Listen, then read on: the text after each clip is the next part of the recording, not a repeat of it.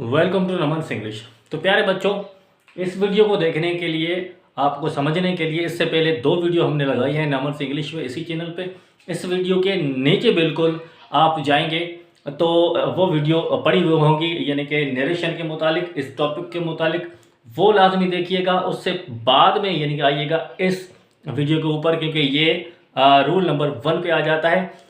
ये जो एक्सरसाइज पे डिपेंडेंट है और डेफिनेशन पे डिपेंडेंट है। इससे पहले इनके यानी कि चेंजिंग में कौन कौन से रूल्स आते हैं, उस रूल्स के मुताबिक कौन कौन सी यानी कि चेंजिंग होती है, डायरेक्ट से इनडायरेक्ट सेंटेंस जब चेंज होता है तो वो वीडियो 2 है, वो लाजमी देखिएगा। उसके बाद यहाँ पर आइएगा, हम बिना देर के इस टॉपिक पे आते हैं। आज का टॉपिक है नरेशन, यानी कि डायरेक्ट और इनडायरेक्ट स्पीच। अच्छा जी, उसका जो रूल है वो रूल नंबर 1 है। यहाँ पर रूल नंबर 1 क्या कहता है? If tense of reporting verb is present और फ्यूचर। ये है जी आपका reporting verb. Naman says, Ishan will say. Naman says, Ishan will say. This is the part of reporting verb, यानी कि ये पूरा सेंटेंस यहाँ पर नमन सेज, नमन कहता है, ईशान विल से, ईशान कहेगा। ये क्या है? यानी कि सेंटेंस आपका रिपोर्टिंग वर्ब है। ये दोनों है रिपोर्टिंग वर्ब। अगर रिपोर्टिंग वर्ब आपका प्रेजेंट में है या फ्यूचर में है, होपफुली ये चीज़ें आपको समझ में आ चुकी होगी।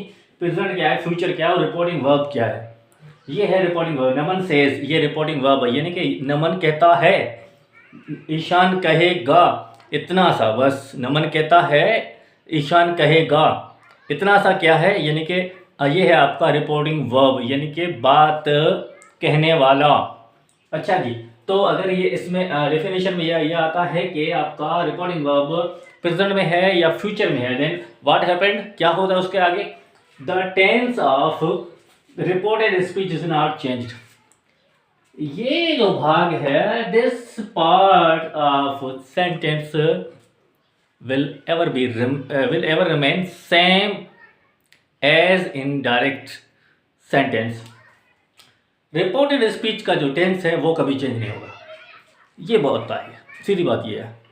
रिपोर्टेड स्पीच आपकी रिपोर्टिंग वर्ब जो आपका है, अगर प्रेजेंट में या फ्यूचर में, तो रिपोर्टेड स्पीच का टेंस कभी चेंज नहीं होगा।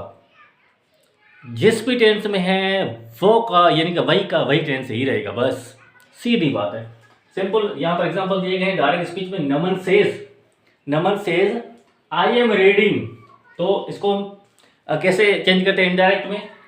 नमन सेज दैट, यानी कि ये कामा हम निकालेंगे तो यहाँ पर दैट का इजाफा होगा, उसके बाद ही इज रीडिंग, यानी कि नमन अपने लिए बोल रहा है, तो I will be change into he is reading, बस। यानी आई एम रीडिंग भी प्रेजेंट कंटीन्यूअस टेंस का सेंटेंस है, ही इज रीडिंग भी प्रेजेंट कंटीन्यूअस टेंस का यानी कि टेंस है। आई एम लगेगा, जाहिर है आई के साथ इज या आर तो नहीं लगता, और ही के साथ इज लगता है, क्योंकि ये प्रेजेंट कंटीन्यूअस टेंस की ही हेल्पिंग वर्ब है, इज एम आर। तो यानी कि ये सेंटेंस आपका जिस टेंस में है उसी टेंस में ही रहता है। आगे बढ़ते हैं दूसरे एग्जांपल की जाने। डायरेक्ट में क्या बोलती है ये, यानी कि सेंटेंस क्या बोलता है? ईशान विल से, ईशान कहेगा, I am not at home, ये प्रेजेंट की टू बी है। इसको इनडायरेक्ट कैसे किया है? Ishan will say that he is not at home. Ishan अपने लिए बोल रहा है, तो ही इज, यानी कि ईशान यानी कि ही इज नॉट एट होम, ये अपने घर पे नहीं है। तो ये भी प्रेजेंट की टू बी है, ये भी प्रेजेंट की टू बी है। यानी कि अगर है आपका रिपोर्टिंग स्पीच प्रेजेंट में है या फ्यूचर में है, तो रिपोर्टेड स्पीच का टेंस चेंज नहीं होगा। यहाँ सेम भी रहा, यहाँ भी सेम रहा। होपफुली ये चीज़ आपको अच्छे से समझ में आ चुकी होगी। मज़ीद रूल्स को समझने के लिए जुड़े रहिए हमारे साथ, और इस वीडियो के बाद का जो वीडियो है, यानी कि रूल नंबर 2 है, वो लाजमी देखिएगा। रूल नंबर 3 भी देखिएगा। जितने भी रूल्स हैं और मॉडल वर्ब्स भी हैं, वो सब उनके यानी कि आपकी रहनुमाई के लिए, आपकी बेहतरी के लिए, आपकी एक्नॉलेजमेंट के लिए हम लाजमी वीडियो मॉडल वर्ब्स के अलावा भी जो भी चीज़ें इसमें आती हैं सब की सब हम एक टू एक 1-to-1 वीडियो बनाएंगे। और देखते रहिए नमन इंग्लिश।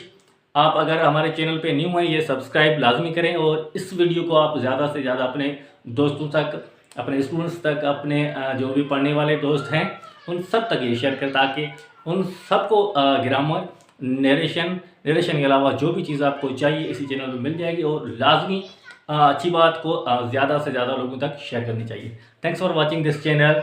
Stay tuned.